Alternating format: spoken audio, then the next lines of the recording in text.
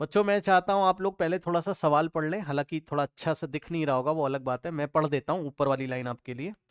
आप लोग थोड़ा ध्यान दीजिएगा प्लीज, क्लास में इंपॉर्टेंट क्लास है। 3 ट्रांसपेरेंट रेक्टेंगुलर ब्लॉक बच्चों एक्स वाई जेड। देखिए बच्चों, इस ब्लॉक का नाम कैपिटल एक्स है, इस ब्लॉक का नाम कैपिटल वाई है, ठीक। और इसके बाद इस ब्लॉक का नाम कैपिटल जेड है, ठीक है ना। तो 3 ब्लॉक हैं आपके पास, ब्लॉक एक्स, ब्लॉक वाई और ब्लॉक जेड, तीनों ट्रांसपेरेंट है, ठीक है ना। अच्छा, अब उन्होंने क्या कहा, उन्होंने कहा कि made up of different material when they are placed in the air. Okay, अलग अलग मटेरियल से बने हुए हैं और तीनों को एयर में रखा है बच्चों। मतलब एयर से लाइट कहां जा रही है, ग्लास एक्स में, और यहां एयर से ग्लास वाई में, और यहां एयर से ग्लास जेड में। और आपको पता है ग्लास की क्वालिटी अलग अलग होती है, ग्लास का, भाई ग्लास की भी मार्केट में अलग अलग क्वालिटी आती है ना। मतलब ग्लास का जो मॉलिक्यूलर स्ट्रक्चर है अंदर से वो अलग अलग होगा। अरे बाजार में अलग अलग ग्लास आते हैं यार, आपके घर में कोई और ग्लास लगा है, बगल वाले के घर में कोई और ट्रांसपेरेंट ग्लास लगा है, ये वाला ग्लास कोई और ग्लास है, देख लीजिए, है ना। तो इस तरीके से, यानी कि उसका जो मॉलिक्यूलर स्ट्रक्चर है या एटॉमिक स्ट्रक्चर अंदर से वो अलग अलग है, ठीक है ना। तो भाई उसका रिफ्रैक्टिव इंडेक्स भी अलग होगा। मतलब जब उसमें लाइट एंटर करेगी ग्लास में, अगर ग्लास का मटेरियल अलग अलग है तो लाइट के साथ वो अलग अलग तरीके से बिहेव करेगा मटेरियल। मतलब लाइट को की बेंडिंग का अमाउंट अलग अलग होगा तीनों में, ठीक। अब कह रहा है कि the angle of incidence is different in each case. Okay, तो बच्चों यहां पर एक ऐसा सवाल है जिसमें एंगल ऑफ इंसिडेंस अलग अलग है, I1 I2 I3, ठीक। और नीचे कुछ देके रखा है, I3 इज ग्रेटर देन, सबसे बड़ा I3 है, फिर I2 है, फिर I1 है ना। चेक कर लीजिए, सबसे बड़ा यहां पे दिया क्या हुआ आपको, सबसे बड़ा I3 is greater then I2 is greater then I1, सबसे बड़ा है I3 आपका, ठीक। लेकिन एंगल ऑफ रिफ्रैक्शन सेम है, चेक कर लो। एंगल ऑफ रिफ्रैक्शन यहां भी आर है, यहां भी आर है, और यहां पर भी आर है, ठीक। तो तीनों में एंगल ऑफ रिफ्रैक्शन तो आपका सेम है, ठीक है। अब उन्होंने हमसे पूछा है compare the speed of light in the 3 blocks, ठीक है। 3 ब्लॉक्स में स्पीड ऑफ लाइट आप बताइए। तो बच्चों ध्यान से चेक करो, अब देखो जरा, एयर से लाइट आ रही है और ग्लास में जा रही है, ठीक। और आपको पता है जब भी किसी मीडियम से, मैं एक जनरल केस यहां बना रहा हूं, मैं एक जनरल केस यहां बना रहा हूं, थोड़ा ध्यान दीजिएगा, कि जब भी एयर से नीचे किसी मीडियम में अगर लाइट जाएगी बच्चों, ठीक, तो क्या होगा बताइए। मैं एक जनरल केस बना रहा हूं आपके लिए, आपको दिखाने के लिए।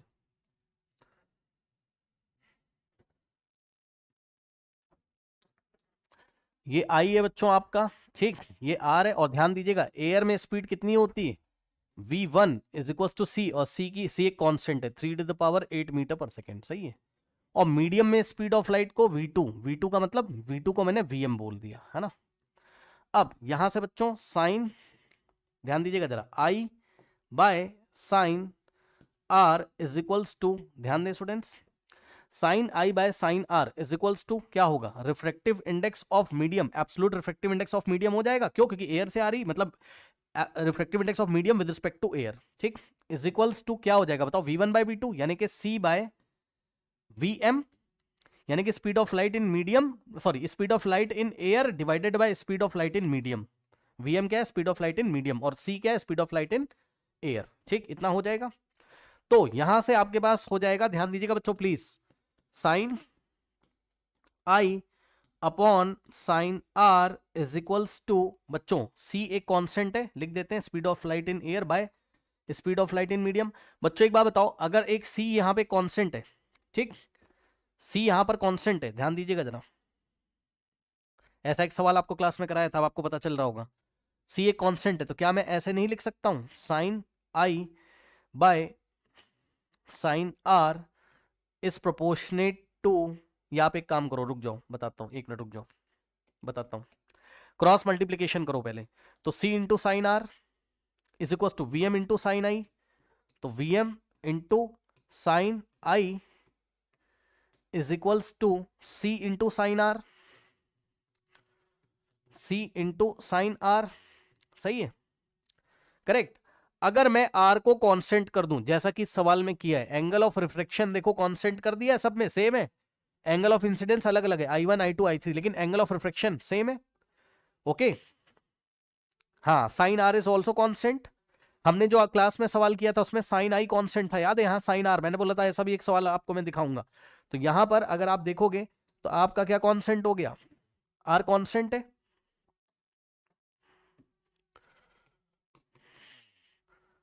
तो अगर आर कांस्टेंट है आपका, फिक्स है तीनों केसेस में, तो साइन आर भी क्या हो गया आपका? कांस्टेंट हो गया। ठीक, अब यहां से क्या हो जाएगा बताइए? Vm इन टू, ये मैं एक जनरल केस हालांकि कर रहा हूं जहां पर आर को कांस्टेंट में भी मैंने मान लिया थोड़ी देर के लिए। तो sine i is equals to बच्चों सी इंटू, भाई सी कांस्टेंट और साइन आर भी कांस्टेंट, कांस्टेंट इंटू कांस्टेंट, तो एनी कांस्टेंट के, मान लो इन दोनों का प्रोडक्ट कितना आ रहा है? के आ रहा है। तो बस अब यहां से Vm और साइन आई में रिलेशन आ जाएगा। क्या आएगा बताओ? Vm यानी कि speed of light in medium is equals to constant k upon k के नीचे साइन आई जाएगा।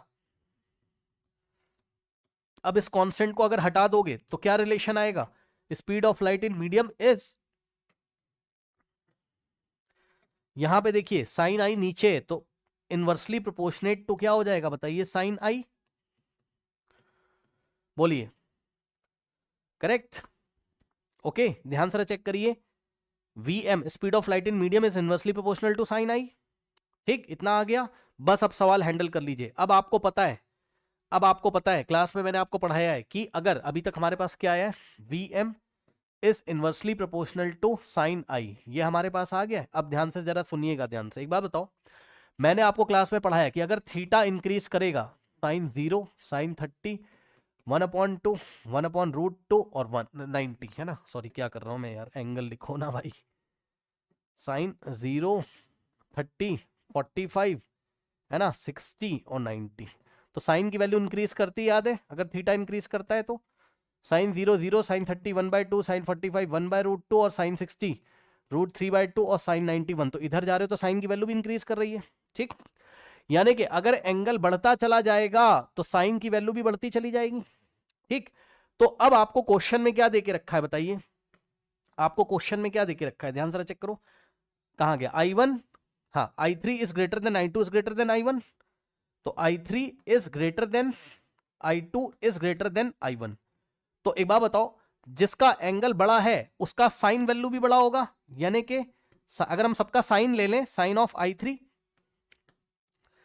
इज ग्रेटर देन, हर एक एंगल का साइन ले लो, sine of I2 is greater than sine of I3, sorry, sine of I3 is greater than sine of I2 is greater than sine of I1।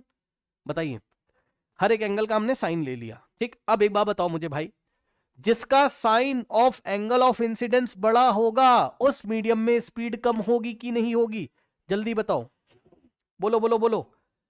जिसके sign of आई की value बड़ी होगी जिस मीडियम में, यहां पर देखो जरा, 3 मीडियम है, एक्स, वाई और जेड। तो जिस मीडियम, मतलब जिस पेयर ऑफ मीडिया के लिए आई की वैल्यू बड़ी होगी, एंगल ऑफ इंसिडेंस जिसमें बड़ा होगा, उसका साइन आई भी बड़ा होगा, और जिसका साइन आई बड़ा होगा उसमें स्पीड क्या होगी? लेस होगी। चेक कर लो। ठीक, क्योंकि स्पीड, ये मैंने जनरल केस डिराइव किया है ना इस क्वेश्चन को देखते हुए, speed of light in the medium is inversely proportional to sine i. ठीक, तो जिसका साइन आई सबसे बड़ा, किसका साइन आई सबसे बड़ा? 3 का, थर्ड का। तो speed in medium number 3 is less than speed in medium number 2 is less than speed in medium number 1। आया कि नहीं आया? और नंबर 3 का नाम क्या था? जेड। चेक कर लो, एक्स वाई जेड। फर्स्ट वाला ये फर्स्ट था, ये सेकंड था, और ये क्या था आपका? थर्ड था। तो मीडियम नंबर 3 का नाम क्या है? जेड। तो V3 को हमने लिखा VZ, V2 2 का नाम क्या है? Y, तो इसको हमने लिखा VY, और 1 का नाम क्या है? X, तो हमने इसको लिखा VX। यानी कि कौन से मीडियम में स्पीड सबसे फास्ट है? उस मीडियम में सबसे फास्ट है जिस मीडियम में एंगल ऑफ इंसिडेंस सबसे कम है। ठीक, तो सबसे क्या पूछा था इन्होंने हमसे? Compare the speed of light in the 3 blocks. तो आंसर आ गया इसका, बस आ ही गया। ये देखिए, स्पीड ऑफ लाइट सबसे ज्यादा एक्स में है, उससे कम वाई में है, और सबसे कम क्या है? जेड में। बताइए, कर लोगे सवाल? ये बोलिए, हो जाएगा? है कॉन्फिडेंस? इससे पहले एक और सवाल कराया था, है कॉन्फिडेंस? कर लोगे? ठीक, ओके, तो ये चीज है। और यहीं पे थोड़ा मैं आपको रिवाइज करा दूं कि अगर मान लीजिए आपके पास 3 ब्लॉक्स होते, मान लीजिए ब्लॉक एक्स, ब्लॉक वाई और ब्लॉक जेड। अब जल्दी से देखो जरा, और एयर से आ रही होती और ब्लॉक में जा रही होती। ये x है, ये y है और ये z है। अगर बच्चों मान लीजिए वो i को कांस्टेंट कर देता, फिर से याद दिला दूं आपको, अगर वो i को कांस्टेंट कर देता और r को चेंज कर देता, इसके लिए भी एंगल ऑफ इंसिडेंस i, इसके लिए भी एंगल ऑफ इंसिडेंस i और इसके लिए भी एंगल ऑफ इंसिडेंस i, लेकिन यहां r1, यहां एंगल ऑफ रिफ्रैक्शन r2 और यहां एंगल ऑफ रिफ्रैक्शन r3, यानी कि r3 is greater then r2 is greater then r1 अगर हो जाता तो आप क्या करते, तब आपका फॉर्मूला कैसे बनता, साइन i बाय sine r is equals to c upon speed in medium. सही है।